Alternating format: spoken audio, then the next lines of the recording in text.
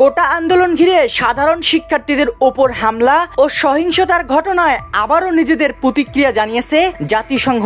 সংস্থাটি বলছে, কোটা আন্দোলনকারীদের বিরুদ্ধে মানবাধিকার লঙ্ঘনের বিশ্বাসযোগ্য প্রমাণ পাওয়া যাচ্ছে।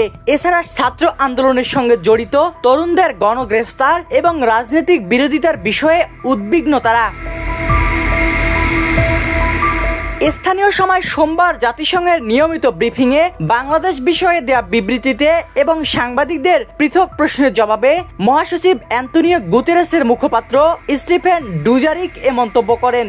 এদিন ব্রিফিংয়ে প্রথমেই বাংলাদেশ ইস্যুতে একটি বিবৃতি পাঠ করেন তিনি। এ সময় তিনি বলেন, মহাসচিব বাংলাদেশের পরিস্থিতি নিয়ে গভীরভাবে উদ্বিগ্ন রয়েছেন। আন্দোলনকারীদের বিরুদ্ধে নিরাপত্তা বাহিনীর অত্যাধিক বল প্রয়োগের বিষয়ে সামনে আসা নানা প্রতিবেদনের বিষয়ে তিনি শঙ্কিত। এছাড়া ছাত্র বিক্ষোভ পুনরায় শুরু হওয়ার খবরের দিকেও লক্ষ্য রাখছেন। তিনি বলেন, মহাসচিব মত প্রকাশের স্বাধীনতার অধিকার ও শান্তিপূর্ণ সমাবেশের অধিকারের উপর জোর দিয়েছেন। একই সঙ্গে তিনি সহিংসতার সমস্ত কর্মকাণ্ডের অবিলম্বে স্বচ্ছভাবে এবং নিরপেক্ষভাবে তদন্ত করার জন্য এবং দায়ী ব্যক্তিদের জবাবদিহিতার জন্য তার আহ্বান পুনর্ব্যক্ত করেছেন।